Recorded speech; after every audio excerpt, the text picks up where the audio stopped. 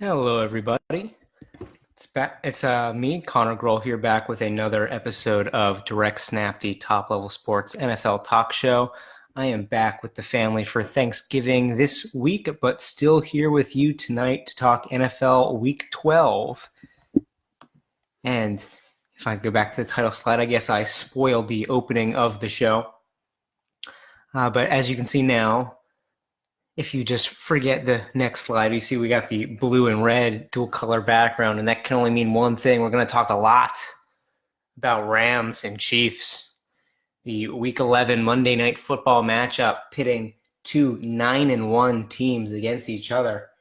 I believe only the fourth time since 1990 that two teams with records of 9-1 or better had played themselves or played each other this late in an NFL season. And boy, did it deliver. Some people even going as far to call this the greatest regular season game in NFL history. I'm not sure if I'm ready to go quite that far, but it is definitely up there. While the game was happening, it definitely brought flashbacks to me of that 52-49 Broncos win over the Cowboys, that Peyton Manning-Tony Romo duel. Definitely think this game was better than that one. I don't think I was around for necessarily all of the other contenders for top regular season game of all time, but I mean, just an incredible game. So we'll talk a lot about that, dedicating my own recap and my own stats of the week for that game in particular. And then we're going to do the normal headlines and stats of the week for the rest of the league before heading into our power rankings and week 12 predictions. Yes, it is week 12. Every team now has played at least 10 games. The Rams and Chiefs, the only teams on bye in Week 12 that have played 11 games for them. Nearly 2/3 of the season has been played. Or actually, just about 2/3, and everyone else over 60%. It feels like it's gone by pretty quickly. But here we are now, straight into the second half of the season, and our playoff picture is starting to take form a little bit. Most divisions have a clear favorite at this point. And we're starting to see who is left alive in the wild card race. Still have a lot of confusion there in the middle, a lot of 5-5 teams, a lot of 4-6 teams hanging by a thread. My 3-7 Giants clinging on to their 1% chance, which is at least a lot higher than it was a couple weeks ago when it was maybe 0.1%, but still in the hunt. And with things shaping up as they have been in the NFCs, that division in particular could produce some late season fireworks. But we are going to go straight into the show now, start talking about that Monday night game, the showdown in LA between the Rams and the Chiefs, a Monday night football game for the ages 54-51. The score, are you kidding me? 105 points. And these two quarterbacks have been absolute studs so far. Two of the brightest young players in the league, Jared Goff and Pat Mahomes, and they came out firing. Jared Goff, 413 yards and 4 touchdowns. Pat Mahomes perhaps one-upping him a little bit with 478 and 6 touchdowns. However, both lost 2 fumbles, and Pat Mahomes threw an additional 3 interceptions for 5 total turnovers from him. And that could have made, and I think did make, the difference in this football game. Mahomes still had his targets, his favorite targets of Tyreek Hill and Travis Kelce. Both went absolutely off in this game. Leading the way was Hill with 10 catches for 215 and 2 scores, but Kelce also with 10 catches, a $127 and a touchdown. Favorite target for Goff in this one was Brandon Cooks for 107 yards. No touchdowns for him, though. And surprisingly, in a game that included 105 points, perhaps the most surprising part of the game was no touchdowns for Todd Gurley, who did have 94 total yards in this game, but he entered the game with 17 touchdowns in the first 10 games of the season for the Rams, and he was kept off the scoreboard, but just about everybody else scored for the Rams. Robert Woods with a receiving touchdown. Josh Reynolds with a receiving touchdown. A pair of touchdowns for the tight end, Gerald Everett, and then 2 defensive scores as well from Samson Ebukam, I believe you pronounce that. Might be wrong on that one. And then also a rushing touchdown from Jared Goff. So basically, this game was pretty unbelievable. Just really quick possessions, back and forth, usually resulting in points. Rams grabbed a quick lead, 13-0 by that later part of the first quarter. But anybody following this game knew that 13 points was not going to be, a lead that either one of these teams couldn't come back from in the blink of an eye. I mean, the over-under on this game was 64, which is already a very high line for Vegas. And I had it at 65 myself with the 34-31 Chiefs pick. And guess what? I flipped the teams and was still off by 20 on each side. That's how much of an offensive performance this was. And not to discount the defenses, both of them obviously did pick up a few turnovers. But for the most part, these offenses just crushed it. Over 1,000 total yards, as you can see on the screen. 1,001 combined yards of offense from both teams. Going back and forth as well. Rams had the lead for the majority of the game, but every time they would score a couple, the Chiefs would get them right back with Mahomes. Throw a bomb, Tyreek Hill, he's always open. Nobody knows how. He's the fastest guy in the league. No one thinks to stop him. No one thinks to throw some safeties at him, make sure he doesn't run past the whole team. Probably still would. But for the Chiefs now, they fall to 9-2 as the Rams get the better of them here at 10-1. For the Chiefs, it is their second loss this season, scoring 40-plus points. They lost 43-40 to the Patriots in their other loss this season, a game which at that point I was calling the game of the season. This one clearly, I think, and while that was an incredible game as well, and maybe a contender for a game of the season in some years, this even surpasses that performance. Just, again, unbelievable. Do have some talking points I want to make sure I get in about this game. Fighting off a sneeze at the moment, so if I do have to pause for a second, that would be the reason why.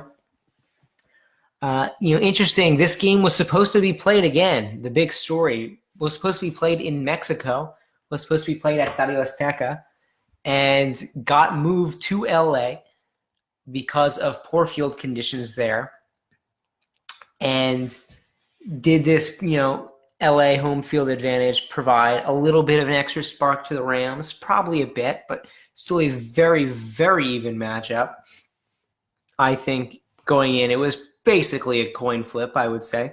Both these teams came in, both averaging well over 30 points per game on offense. And it's kind of funny, at the beginning of the year, the Chiefs were a team that, both these teams have been scoring, again, over 30 points a game the whole season long.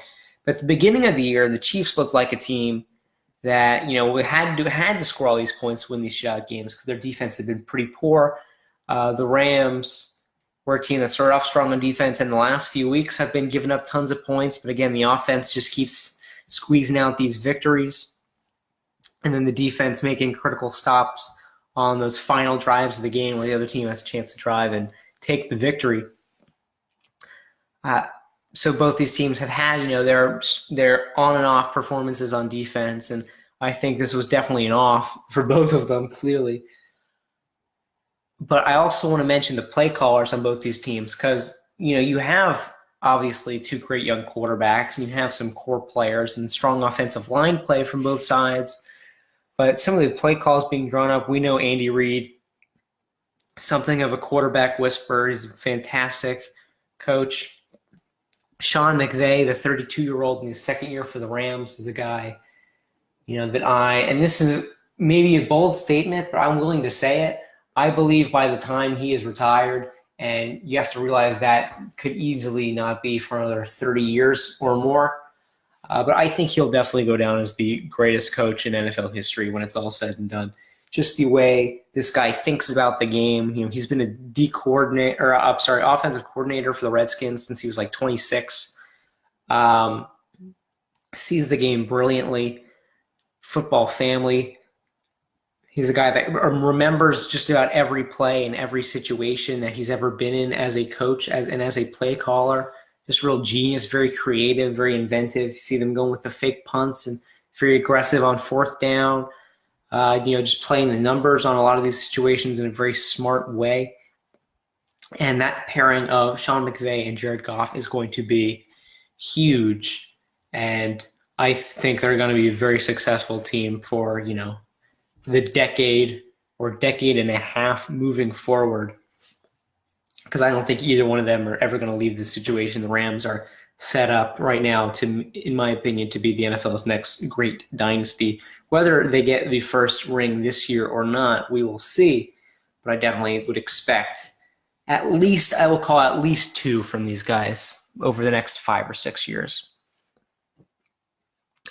So obviously the game moved from Mexico, as I was talking about a little bit earlier. I think I can guarantee that Mexico will have their field ready for the next time they get a game. Because again, game of the year, and that's pretty unfortunate for Mexico that they had an opportunity to host this one as part of the NFL International Series. They were unable to. For me, though, both these teams with their great offenses but the poor defensive performances showcases one thing to me, and that is that the Saints, the Rams, and the Chiefs are clearly above and beyond the 3 best teams in the NFL this season. But the Saints, for me, are still a very clear number 1, because I do not think the Saints would allow 50 points to either one of these teams. And the Saints have not lost since week 1 when they got Fitzmagicked. But since then, they've really got their acts together and they're steamrolling through people. We'll talk a little bit about them later in their matchup last week against the Philadelphia Eagles, doing something that has never been done. A 48-7 victory against the defending Super Bowl champions, the biggest loss ever suffered by a defending Super Bowl champion team at 41 points. So I want to also make sure I talk about the Rams' late play calling. This goes into what I was talking about Sean McVay, a guy that plays numbers. He's not afraid to gamble.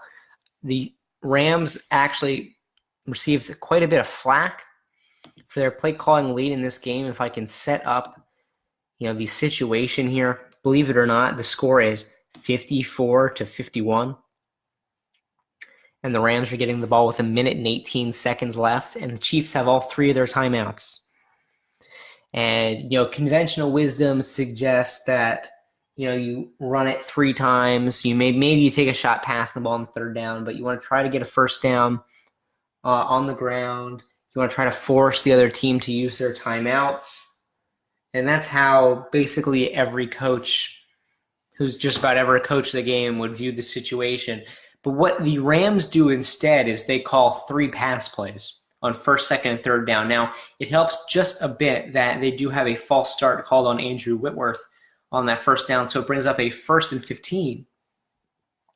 So rather than just needing to pick up 10 yards on the ground, it's 15, and that does incentivize throwing the ball a little bit more. But still, I think most coaches would be pretty content to just take the 3 runs, and if they don't get it, punt it away. In your minds, the only other team only has 1 minute and no timeouts, and you should be in a good position. This 1st and 15 comes at your own 30-yard line. So, if you get the ball to the 40, try to pin them inside the 20 and force them to go a long way to kick a field goal to send that game into overtime. But instead, the Rams are aggressive, and they throw the ball 3 times, and it's unfortunately not particularly successful on 1st down. They do complete to Robert Woods for 4 yards, timeout, and then an incompletion on 2nd down, and then they try a wide receiver screen on 3rd down that goes nowhere. So it does force a 4th and 11, and the Rams only use about 15 seconds off the play clock, which is why a lot of – and the Chiefs, only were forced to use 2 of their 3 timeouts, which I think is a big reason, why they were being criticized. And, of course, it's one of those things that people are very results-oriented in the NFL, where if something works, they'll laud you for being an incredible play caller, decision maker, coach, etc. And if something doesn't work, they'll be calling for your head and wondering why you ever decided to do something so stupid. But this is really a numbers game for me. It's all about the stats, and you're trying to play yourselves to have the best chance of winning a game possible. And let's look at, what's happened in this game. You got 54 points on the board. Your offense has been, near unstoppable for this entire game. That's a reason to go for it. If you have, your passing game has been on fire. Goff is not well over, but he is over 400 yards with 4 touchdowns. You're very confident in him at this point in the game, especially if the defense is thinking run to be able to get a first down. You got to have a lot of faith in him, especially with how successful he's been. But also, what I think is more important is how good the Chiefs have been. 51 points on the board, If you give the ball back to the Chiefs in any capacity, even if it's just a minute left and they have to go down the whole length of the field, there's a decent chance they're going to be able to do this. Multiple times in this game, they scored on one play. Just lob it up to Tyreek Hill and they'll do something crazy. And the Chiefs, again, are one of the best offenses in the league, and they've been on fire, and you haven't been able to stop them. So why are you playing conservatively to a point where you're saying, well, we're going to give them the ball, and then we'll just try to stop them? You're not playing it correctly, in my opinion.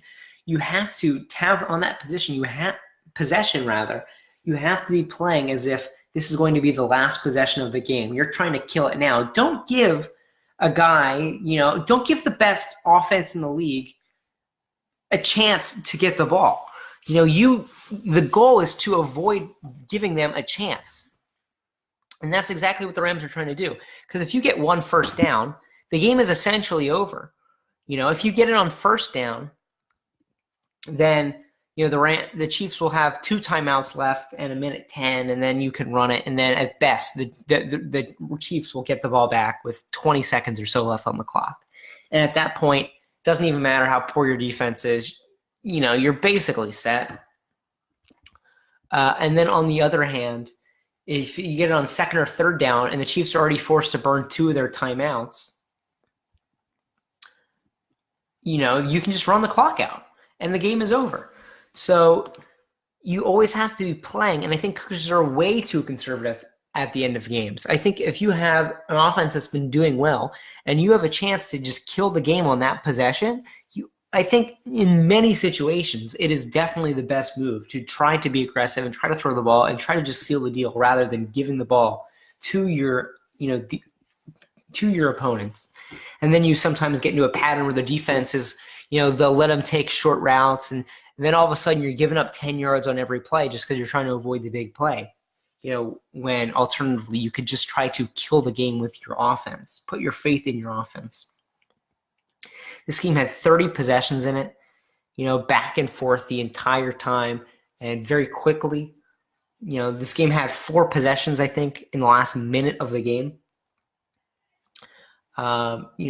Questions about whether this is, the new NFL, if this is how it's going to be moving forward, if we're just going to see these, high-scoring affairs week in, week out. And we have, on a bit of a lesser extent, this is going down.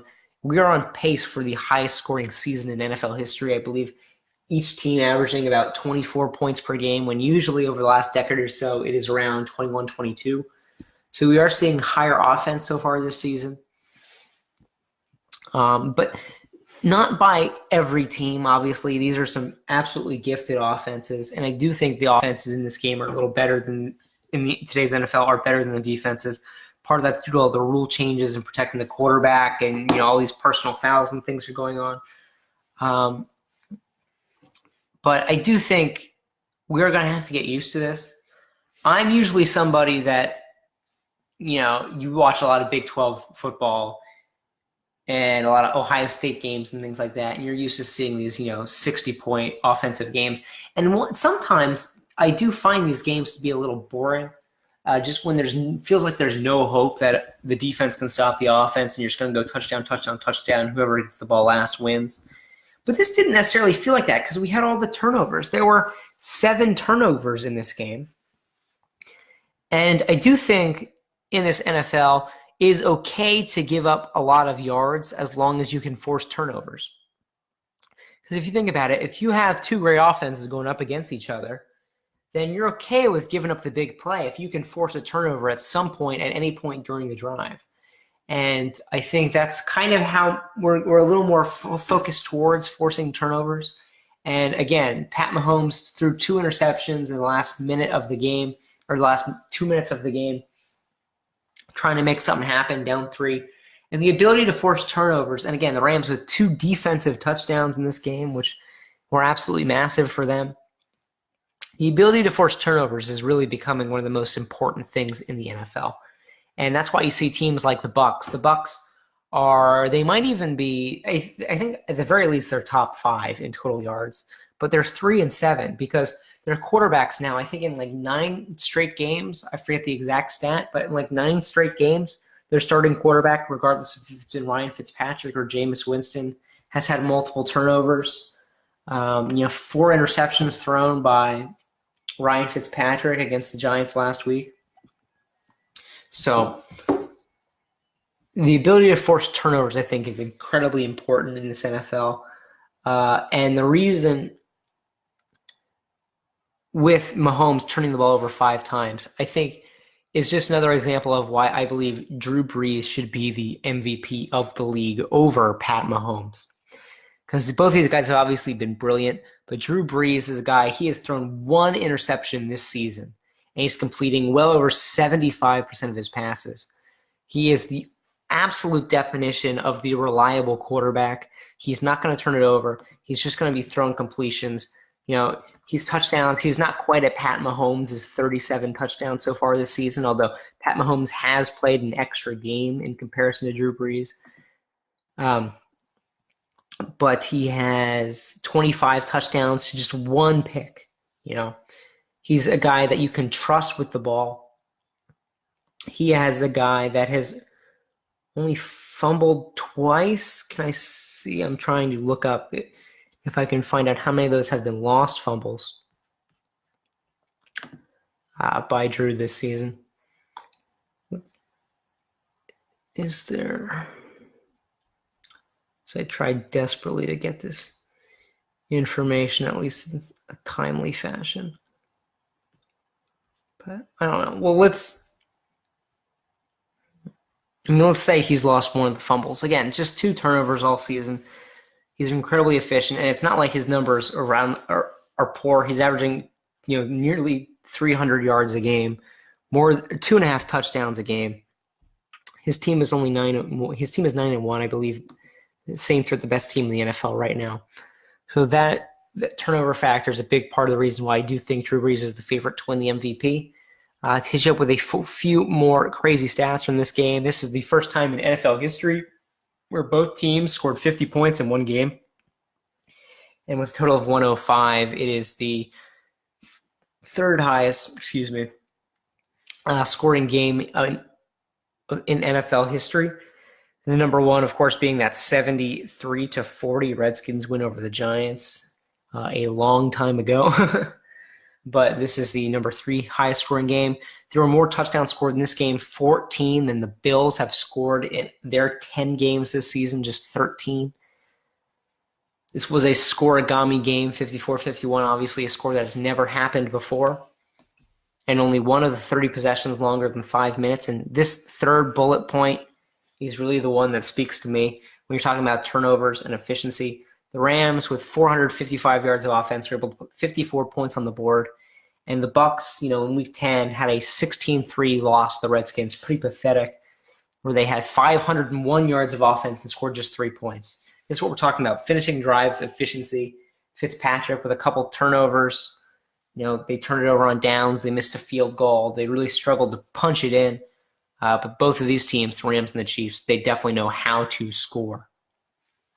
So that has been a lot of talk about this game, Rams and Chiefs. Of course, it has been a fantastic game, and I can only wish that this is was a Super Bowl preview.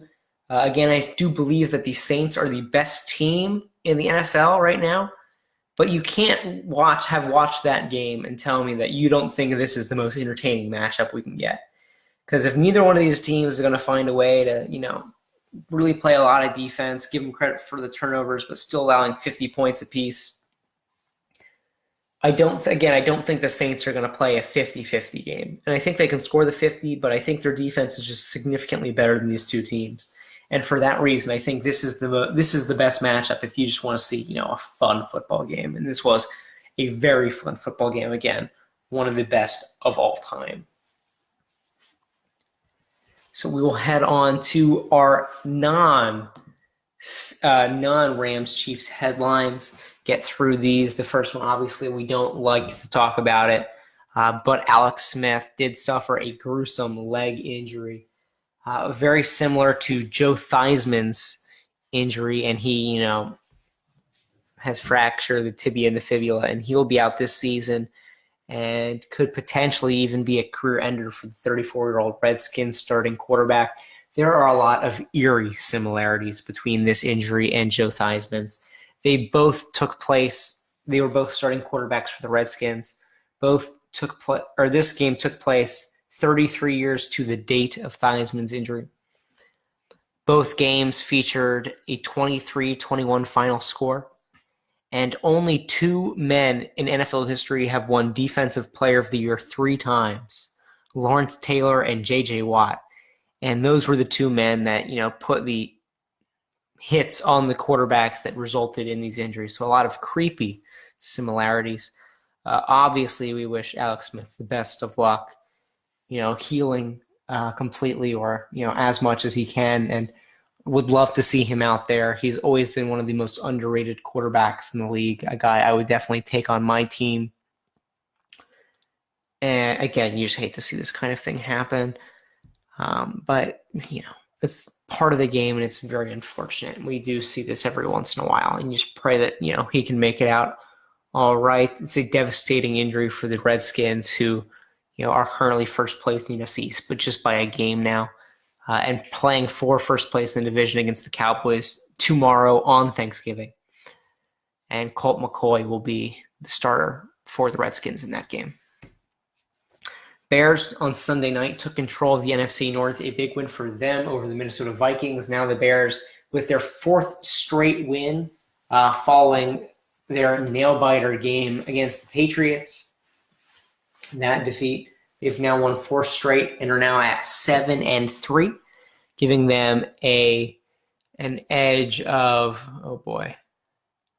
a game and a half over the Vikings, who are in at 5-4-1.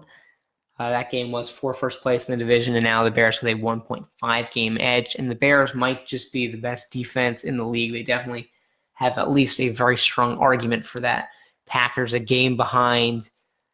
The Vikings at 4-5-1 and the Lions at 4-6. This is technically still a 4-team race, but the Bears have asserted themselves in first place. This was the first NFL career start for Lamar Jackson for the Baltimore Ravens also this week. Joe Flacco missing this game with a lagging injury. Ravens coming off of their bye, and Lamar Jackson gets the start. He gets the win against the Bengals, 24-21. And he had a good first start of his career. And I'll talk a little bit more about that in the stats of the week segment. Didn't do too much throwing the ball, 13 of 19 for only 150 and a pick. But rushing, he looked very good. Steelers, they haven't lost in forever. And the Jags similarly have not won in forever. And it looked like that would flip the script in both cases, with the Jags leading 16-0 late in the third quarter. But the Steelers, with 3 touchdowns, including 2 in the final 3 minutes of the game, steal this one and send the Jaguars to a devastating 3-7. And I think at this point, a team that many thought were the favorites in the AFC coming into the year are just done. 4 games behind the Texans in their division, and they are just done at this point. And then late game heroics from the kickers.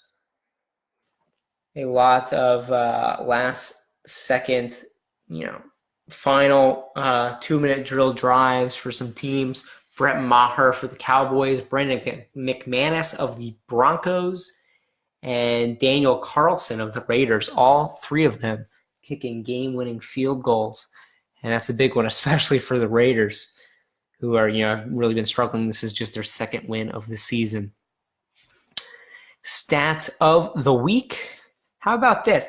It took 10 games for the Redskins to experience their first lead change of the season. I would be shocked if that has ever happened before. I do not believe it has.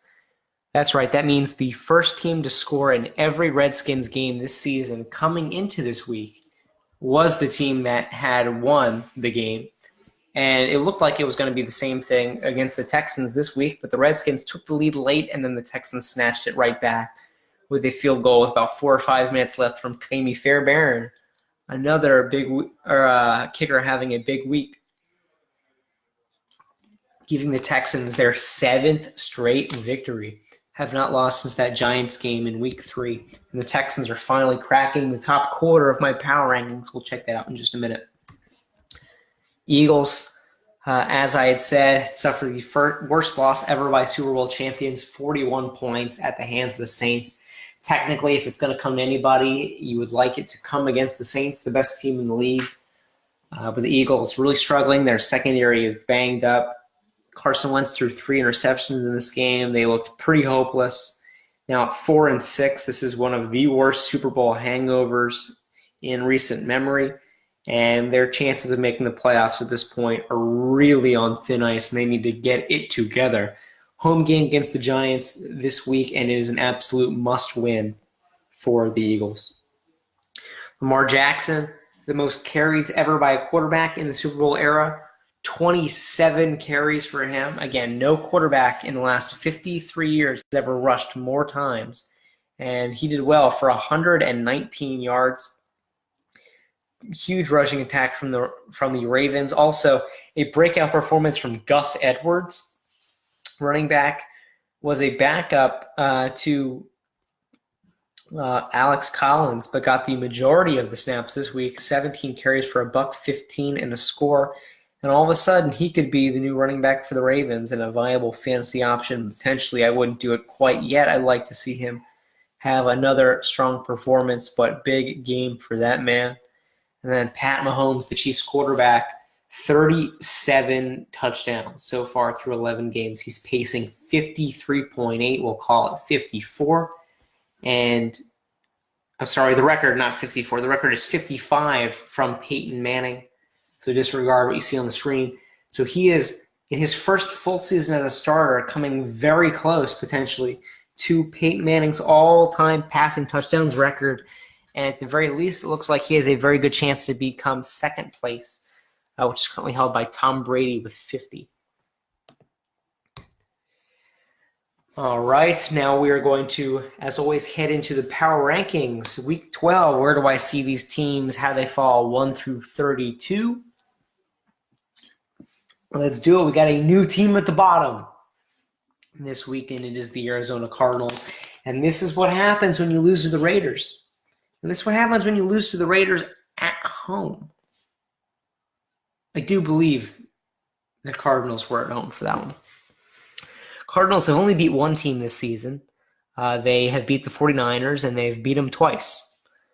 So not too much confidence in them beating anybody not named San Francisco, and they don't have any more opportunities to play San Francisco this season. So end result of that, they're 32nd, and good for the Raiders moving up one spot.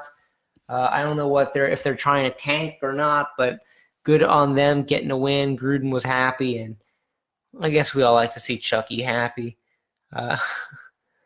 They've had a lot of troubles.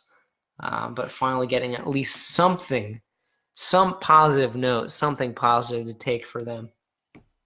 And up to 31 they go. No change for 28 through 30. All 3 of these teams were on bye. Giants beat the Bucs in a close one. So, it wasn't really close when the Giants were up 3 scores, and then the Bucs made a late, run and almost took it. But the Giants will pass the Bucs now, and the Jaguars, not moving them down because despite the fact that they lost for 3 quarters, they were dominating the Steelers and had them shut out. So I will keep them at 25. Heading into 17 through 24, I said last week if the Bengals lost another game, they would really start to tumble, and here they are tumbling now into the bottom half at 5-5. A 4-1 start to the season for them, but clearly have had a lot of trouble since then. Another team having troubles was the Titans. They got smoked 31-10 by the Colts. Really surprising performance for me. I did pick the Colts to win that game, but I thought it would be much closer. The Titans were coming off of 2 huge wins. Again, they had beaten the Cowboys rather, on the road on Monday Night Football, and then they just destroyed the Patriots. So to see them get beat so handily by the Indianapolis Colts was a surprise for me. Broncos and Lions getting big wins. The Eagles down all the way to 22. Dolphins on their bye moving down to make room for the Broncos and the Lions, and the Browns at 24. And this is a very winnable game coming up for them against the Bengals. Now, as we get into 9 through 16, these teams in this column in particular are very hard to rank. Really, these middle 2 columns are pretty hard to rank, but this column in particular, very difficult. I think the top 8 teams have really distinguished themselves from the rest of the league at this point. I think there are very clear top 8 for me. We have a lot of teams in here that, the Redskins and the Cowboys fighting for the division. The Vikings and the Packers chasing the Bears for the division. A lot of teams that have had some up and downs, such as the Ravens, who are now on a little bit of an up. The Colts were 1-5. They've won 4 in a row, and now they look like they could be a playoff team potentially. We'll see how it goes for them over their final 6 games, but looking very good. And up from, I think, 29 they were at one point, now into the top half of my power rankings. Some exciting things going on in Indy. Top quarter, let's check that out. Saints, no surprise, sticking at number 1, but the Rams, of course, do bounce the Chiefs after that Monday night performance. We'll see the Steelers hold on tight at 4, and the Bears, the big movers in the top section, up 3 spots, cracking the top 5. Good on them. Chargers suffering, that should say 7-3, their first loss in a while to the Broncos. And the Patriots and the Texans joining them also at 7-3. Those are my power rankings for Week 12. And then you know what is next. As always, we close the show off with the Week 12 predictions. Got 15 games this week. We got 3 tomorrow on Thanksgiving Day, as always. And then just the Rams and the Chiefs on bye. So we'll get a break from those electric offenses just for 1 week, and then we'll see them again for Weeks 13 through 17 as they finish off their seasons. Let's check out the Turkey Day games. But first, checking out my last week performance, and this is a really strange one. 6-7 straight up, but against the spread 9-4. How often are you going to see anybody beat their straight up by 3 games if they're against the spread? I will take it. Feeling really great about my spread pick over the last 3 or 4 weeks. It's been a phenomenal run for me. I was at something like 50-60 at one point, or maybe 40-50, and it's been a great ride up to now about 52%, just about Vegas break even. All right, let's check it out. Bears-Lions in the first game. Lions at home here, 12:30 p.m. start on the Eastern Coast, 11:30 a.m. start Central Time. Keep note of that. It's a half an hour earlier than usual. We got 4-hour gaps between each games. We got a 12:30 Eastern, a 4:30 Eastern, and an 8:30 Eastern. So starting the first game off a little earlier than normal, within a standard, kind of afternoon and night start time. In this game, the Bears travel on the road into Detroit. Detroit with their first win in a while against the Panthers. That was a good win for them. Unfortunately, I do not think they will be able to steal another one. I do realize that Mitch Trubisky, Bears quarterback, is unlikely to play in this game. It'll be Chase Daniel taking the start, but I think the Bears are going to be carried by their defense, and the Lions have some injuries as well, especially with the wide receivers, Marvin Jones. So I do like to take the Bears in this one. Moving on, we got the Redskins and the Cowboys. It's a fight for first place in the NFC East and the beginning of the Redskins season without Alex Smith. 7-point favorites are the Cowboys. I'll take them for the win, but I will give the Redskins, or I will take the points and the Redskins, rather. 27-24 will be my call on this crucial matchup. Falcons and Saints are next, and that's a big spread. And again, it's another one. This is funny. You're going to find a trend out of this. Against the spread this week, I was very surprised. I am only taking 2 home teams. Only 2 out of 15, and it definitely seems like it's, off to me, and, I'm kind of scared to do this, but, the Lions are where they are, and what I think is what I think, and what I predict is what I predict. And I will pick the home team to win a fair number of games, not a ton, probably somewhere close to half. But these spreads, I really favor the road teams here. And again, the Falcons are too good of an offense for me to get blown out, and I think they'll keep this one relatively close. And I'm going to take 38-28. Saints still going to score a boatload of points, of course, but I think the Falcons will be able to keep with them for a while. Now, finally, on to Sunday games. We have the Raiders taking the Ravens. Again, this is another one where I just think the Raiders will be able to keep it a little close. I don't necessarily see the Ravens as being this incredibly potent offense. Let me actually look up if Joe Flacco will be ready for this game and if they've announced a starter. I am going to take the Ravens to win this game. See, Joe Flacco is still missing practice, so I believe he will probably be unlikely to play on Sunday, in which case it'll be another start for Lamar Jackson. It'll be very interesting to see who they decide to go with when Joe Flacco is healthy, and I think a lot of that will probably depend on Lamar Jackson's performance this week against the Raiders. I'll take him for the win, and I'll take it by a score of 26-17. Jaguars take on the Bills, a matchup of 3-7 teams. Even home against a 3-7 team, the Bills can't be favored, and I'm going to take the Jaguars here, 23-17, because I just don't know if I can ever convince myself to take the Bills. And for a while, it looked like the Jaguars were finally back to their old selves last week. Seahawks and Panthers. Now this is going to be one where I'm going to take the road team to win the game, even though they are underdogs against the spread. I really like what I've seen from the Seahawks. And again, a lot of their games have been close losses to teams like the Chargers and the Chiefs and the Rams. And that's 4 of their 5 losses right there to really top teams. I'm pretty high on the Seahawks. There we go, 27-24. Browns and Bengals. And oh no, it's mistake time.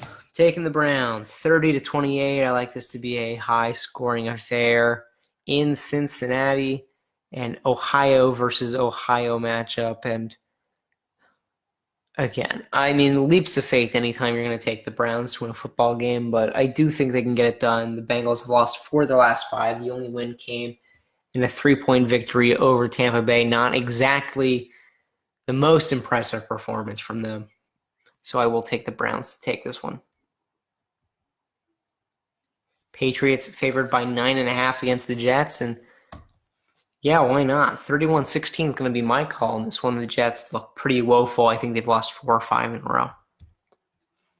Giants and the Eagles. Eagles favored by 6 again. This, surprisingly, is actually a battle for third in the NFC East. What?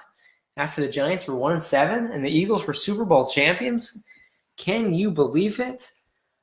To be honest, I didn't expect the Giants to be too great this season, but the Eagles have been a massive disappointment. A lot of people thought they could be, a team that could compete for the Super Bowl for years and years and years. But just not the case, it looks like. And of course, still a lot of young talent.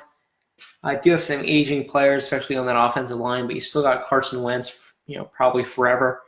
So we'll see. Again, a big game. The Eagles need this one.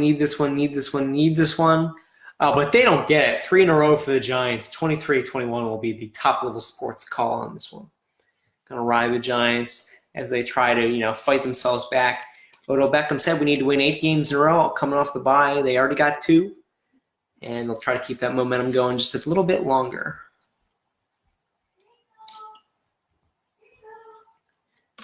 This is going to be the worst game to watch this week. The 49ers against the Bucs.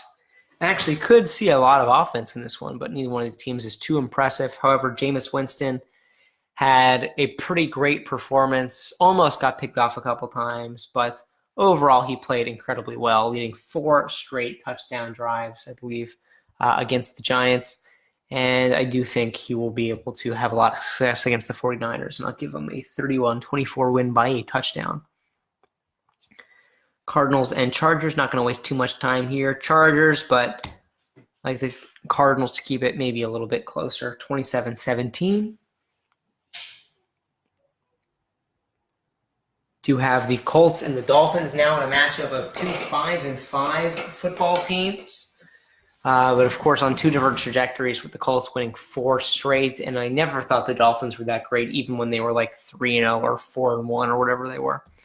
So 30-20 will be my call, and Andrew Luck keeps on going. Steelers-Broncos, this could be a very good matchup. Don't discount this one at all. I will give the Steelers the edge here, 28-23. I would not be surprised to see the Broncos. Another one of these teams I think is very underrated, similar to the Seahawks. I like them to have a strong performance. But, the Steelers have won 6 in a row, and this is just a point where you suck it up and keep picking Steelers until they prove you wrong.